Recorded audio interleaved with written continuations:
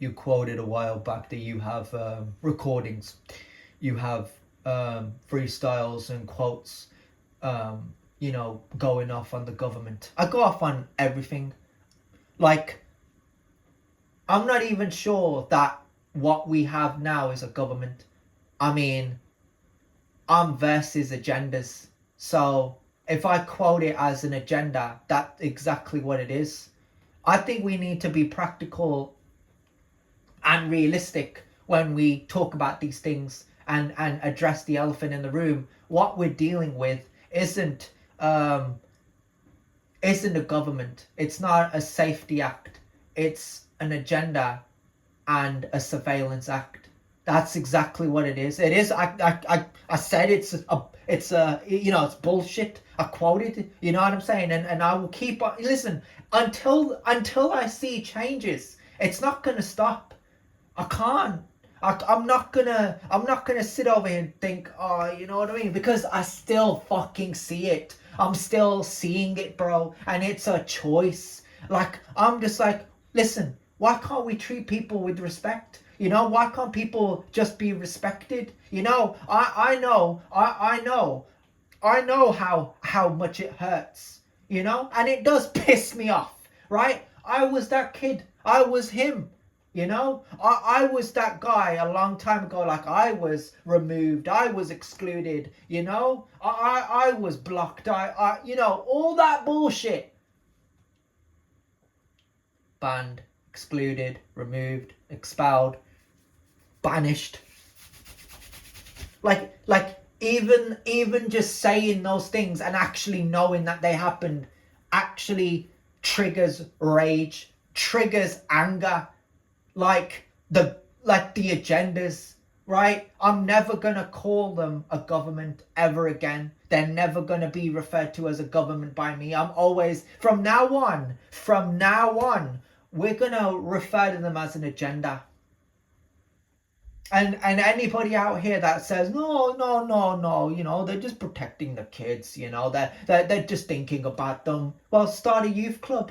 If you really care about the kids, if you care about the next generation, and you should think about the next generation, create a club. Create clubs. Use that money to say, listen, kids, listen, you can be on your phone, but, join a club. You can. There's ways around it. These people in the government are toxic. And maybe that's where toxic misogyny came from. Maybe the people in the government hated Andrew Fake so much that, they wanted to point at him. And listen, I'm not gonna say that, he is a masculine role model. He isn't, right? He's just like the people in the agenda, right? That carry out the agenda, right? But the reason people are attracted to Andrew Fake, the reason why people are, interested in what Andrew Fake thinks and watching his content online, his reels, his words, his degeneracy, whatever comes out of that, that fraud's mouth.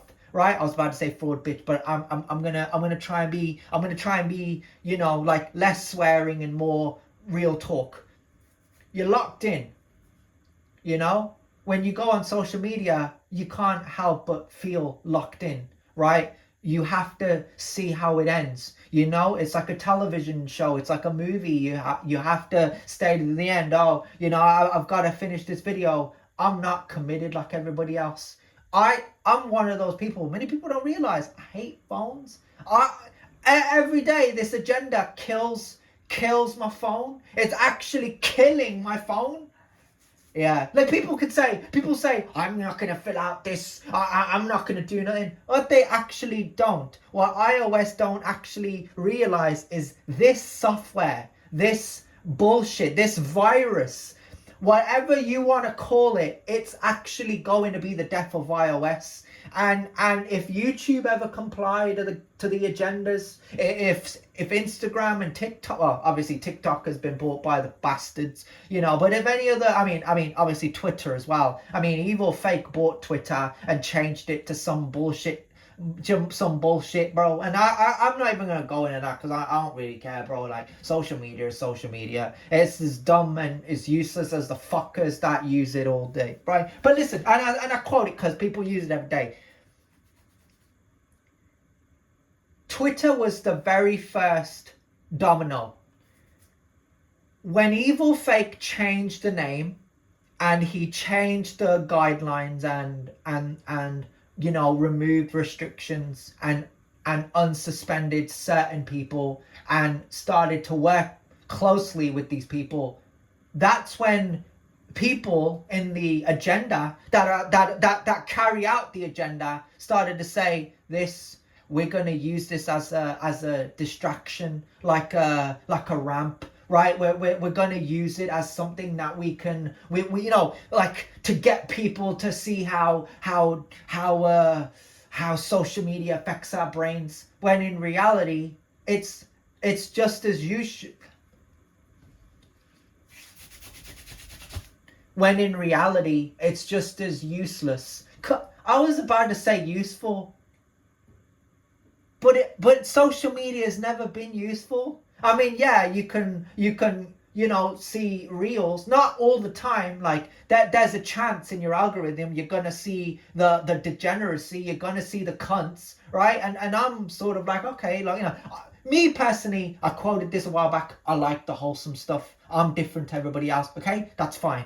I like the wholesome stuff. If I see a clip of a television show that I've never seen before and somebody says, yo, guys, you got to see this show, you got to watch this movie, you got to buy it on DVD, I'm going to support them and say, yeah, of course you should. Like, it looks good, right? But it's never going to just be those kinds of things in the algorithm. That's why it's called an algorithm. People have to push Evil Fake. You have to hear Evil Fake speeches. You have to hear Evil Fake why they bought Twitter. You have to hear Evil Fake, selling their soul, right? Because they got pronouns now. We're not even sure that the people in that get caught up in these agendas, that carry out the agendas, are actually representing masculinity. I'm going to keep going back to 300. I'm going to keep listening to Leonidas. And I'm always going to have that in me where I say, what is your profession? Because the people in the government, the people that carry out the agendas in the agenda, that live for endless agendas because it never ends to them, they don't want to represent masculinity. In their eyes, they think that they are, important. So what about the youth? What about the next generation? What about giving them a world that they can be a part of, a world that they can live, Britain love United Kingdom. Why didn't you say the United Kingdom? Because it doesn't feel like the United Kingdom. It feels like United Kingdom. It doesn't feel like the United Kingdom. Ask me a question. What makes me feel?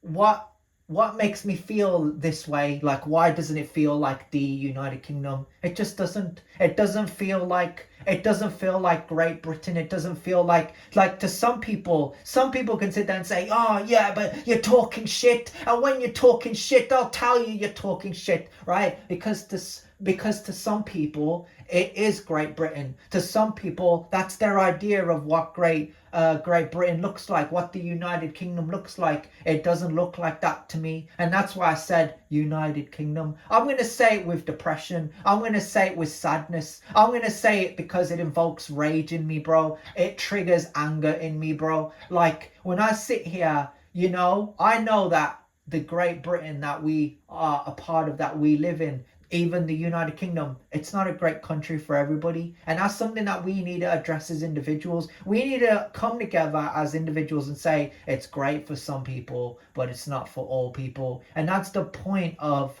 You know, that's the point of free speech. If you get rid of free speech, if you get rid of all these qualities in human beings, if you strip them away of building a life for themselves, you know, a life of kids, you know, being normal. You know, I wanted to be just like these kids. You know, I trained with Tyrese back in 2017. I was walking and talking, right, to Josh McCarthy, you know, back and forth. We were walking around town. We were quality, you know, like, just saying it actually pisses me off, because it's like, how did we go from that? You know, how did I go from Juniper 2019 to, you know, an online surveillance act in 2026? Like, it's not real. Like, it's crazy. And when 2027 comes around, or 2028 comes around, or 2029 comes around, right, we're still gonna be putting up with this. But then at the same time, we're still gonna be having to put up with this bullshit. And that's what it is. We can't refer to it no more as it's normal. We need to stop saying this now. We need to stop sitting here thinking this type of behavior, we praise it, because we shouldn't. It's not normal. It's not normal for people to sit here and make video after video after video after video saying this is it now, that this is a reality of the situation. I'm under the idea, and this is me, bro, I'm a normal person, if you could say that, no, without stuttering now. And this is the last thing I'm going to say here. I come across as an ordinary guy from an ordinary village. When I'm in recordings, I have this perception, even playing it back